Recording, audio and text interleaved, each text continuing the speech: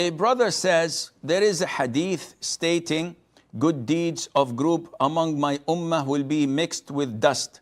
Well, the actual hadith the brother is asking is about the hadith of Thawban, may Allah be pleased with him. And it goes like this. The Prophet said, alayhi salatu wasalam, I certainly know people of my ummah who will come on the day of resurrection with good deeds like the mountains of Tihama in white color. But Allah will make them like scattered dust. So the companions, and among them is Thawban, may Allah be pleased with him, said, O Messenger of Allah, describe them to us and tell us more so that we will not become of them unknowingly. So the Prophet answered alayhi salatu wasalam by saying, they are your brothers and from your race, worshipping at night as you do, but they will be people who, when they are alone, transgress the sacred limits of Allah. This hadith throws horror and fear in every believing person's heart, because it explains to us that we could come on the day of judgment with mountains of good deeds, and Allah would make it into scattered dust. Why? The reason is that whenever we are alone behind closed doors, we transgress against the sacred limits of Allah Azza wa Jal. And the word transgress has a profound meaning. So what does this hadith imply to? Some scholars say the hadith is weak. And this is not true. The hadith is authentic.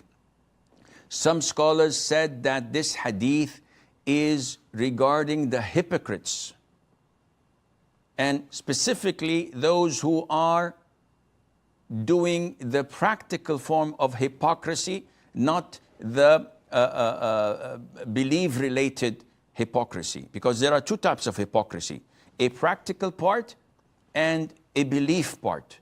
The belief part is blasphemous. And this is when people express that they're Muslims while they hate Islam inside, and they hide it inside of them, trying to undermine Islam and all that relates to it in secret. And this is what the secularists, the liberals, and all those enemies of Islam who pretend to be Muslims, but they act as disbelievers and they plot against Islam. These are full-fledged hypocrites. The second type of hypocrisy is the practical part.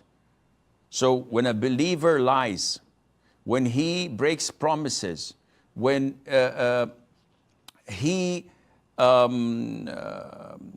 does transgression in an argument, and when he does not fulfill the entrusted things to him, back to the one who entrusted it with it. All of these are practical signs of hypocrisy.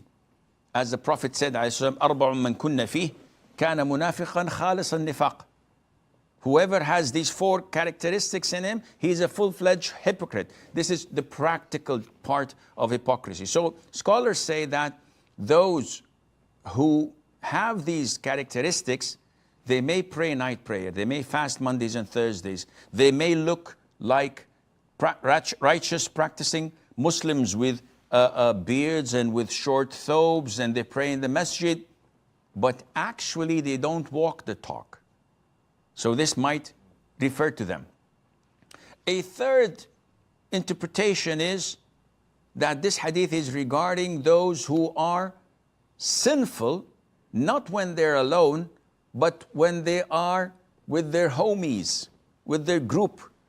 So if I make a sin and I transgress against the sacred limits of Allah Azza wa Jal on my own, this is different than when I do it with a group of people, but nobody knows about it, us. So when we are like 6 or 7 of us, and we drink and we party and we hang out, but nobody knows that we're doing this. This is part of what the hadith is referring to, not when I do it on my own. And the fourth and last interpretation is that it is referring to a state where your heart is so arrogant, so negligent, so far away from Allah Azza wa Jal, to the extent that when you make the sin in seclusion, when you make your sin where no one is watching except Allah Azza wa Jal, you don't pay any attention to that. You don't care. Rather, you enjoy it, you act upon it, and you show your disinterest in Allah watching you. This is way different than another person who is doing the sin in seclusion and alone while his heart is breaking, while he wishes that he died before committing the sin. So it all depends on the heart. It all depends on your relationship with Allah Azza wa Jal when you offer or when you do and commit such heinous sins. May Allah Azza wa Jal protect us all.